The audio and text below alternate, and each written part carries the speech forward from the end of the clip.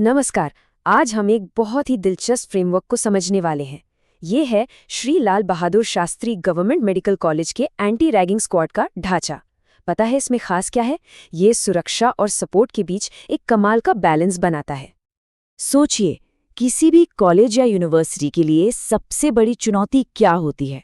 शायद यही कि नए स्टूडेंट्स को सेफ कैसे रखा जाए, वो भी बिना एक डर का माहौल बनाए। है ना मुश्किल सवाल? तो इसका हल क्या हो सकता है? क्या एक सपोर्टिव शील्ड, एक ढाल बनकर काम करना चाहिए, जिसे यहाँ दृष्टि कहा गया है, या फिर एक सख्त तलवार की तरह एक्शन लेना चाहिए, जिसे नाम दिया गया है रक्षक का? भारत के एक मेडिकल कॉलेज ने तय किया कि जवाब असल में दोनों है। तो चलिए, आज हम Shri Lal Bahadur Shastri government medical college के एंटी रैगिंग स्क्वाड के इसी अनोखे प्लेबुक को डिकोड करते हैं। चलिए शुरुआत करते हैं रक्षक से। मतलब वो ताकत, वो अथॉरिटी जो सीधे कानून से मिलती है। देखिए, इस स्क्वाड की जो अथॉरिटी है वो कोई हवाई बात नहीं है। ये पिछले 1 दशक से भी ज्यादा के नेशनल और स्टेट लेवल के कानूनों पर बनी है। मतलब इसकी नींव बहुत मजबूत है। और ये समझना बहुत जरूरी है कि इन कानूनों के तहत रैगिंग सिर्फ एक डिसिप्लिनरी इशू नहीं है। नहीं, ये एक सीरियस क्रिमिनल ऑफेंस है। मतलब एक ऐसा अपराध जिसमें पुलिस बिना वारंट के गिरफ्तार कर सकती है। तो रक्षक का काम क्या है? उसका काम है इसी कानूनी ताकत को लागू करना। वो इन कानूनों के डायरेक्ट इन्फोर्सर की तरह काम करता है। ठीक है, तो ये तो हुई कानूनी ताकत की बात। अब देखते हैं कि ये अथॉरिटी असल में जमीन पर काम कैसे करती है।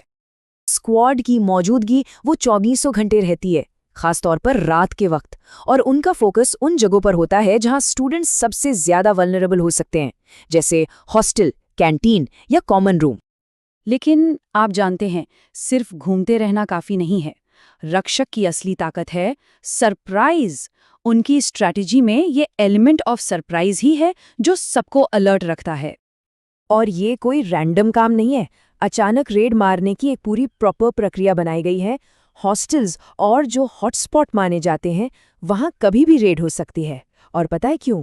ताकि कोई भी नियम तोड़ने से पहले 100 बार सोचे। तो ये तो था रक्षक, यानी तलवार वाला पहलू। अब बात करते हैं दूसरे चेहरे की, दृष्टि की।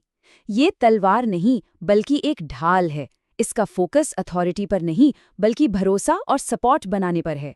दृष्टि का मिशन है नए स्टूडेंट्स के लिए सपोर्ट का पहला पॉइंट बनना। उन्हें ये महसूस कराना कि वो सेफ हैं और उन पर भरोसा कर सकते हैं, कि वो अकेले नहीं हैं। इससे होता क्या है कि ये एक 2 वे स्ट्रीट बन जाती है। एक तरफ फ्रेशर्स को उनके अधिकारों के बारे में पता चलता है और दूसरी तरफ स्क्वाड की जिम्मेदारी तय होती है कि वो सपोर्टिव एक्शन लें।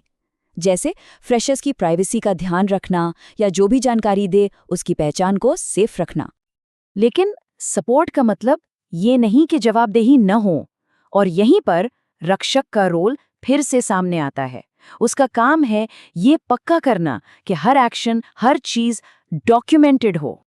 उनका एक सीधा सा सिद्धांत है, अगर ये लिखा नहीं है तो समझो ये हुआ ही नहीं। डॉक्यूमेंटेशन से ही तो इंस्पेक्शन के दौरान इंस्टीट्यूट खुद को डिफेंड कर सकता है। और ये सिर्फ कागज भरने जैसा नहीं है, ये एक सबूतों की चेन है।